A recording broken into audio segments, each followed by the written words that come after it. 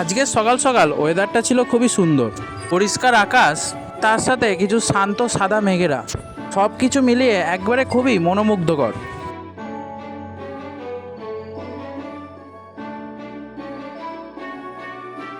আজকে সকাল সকাল আমি বেরিয়ে পড়ি আমাদের এখানকার এই গঙ্গা নদীতে যাওয়ার উদ্দেশ্যে। তোমরা তো অনেকেই জানো আমাদের বাড়ির পাশ দিয়েই গঙ্গা নদী বয়ে গেছে, তাই কম বেশি অনেক দরকারই আমাদের এই গঙ্গাতে আসতে হয়। চারিদিকে বটের ছায়ায় জায়গাটা খুবই শান্ত।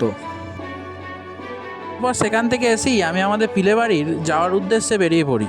আগের একদিন একটা ভিডিওতে একজন কমেন্ট করেছিলে যে পিলের বাড়ি কেন, পিলে বাড়ির মানেটা কি। আজকে তারই উত্তরটা দিচ্ছি। পিলে হচ্ছে একটা ছোট্ট গ্রাম, এখানে আমি ছোট থেকেই বড় হয়েছি।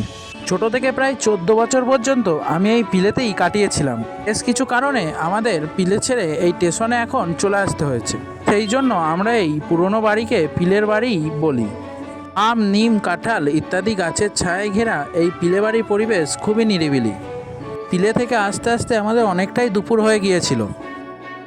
তারপর সন্ধে হতেই আমি বেরিয়ে পড়ি আমাদের এখানকার স্টেশন বাজারে। বাড়ি এসে দেখি মা চাউমিন অলরেডি সেদ্ধ করে ফেলেছে। এরপর চাউমিনটা প্রিপেয়ার করতে আমিও লেগে যাই।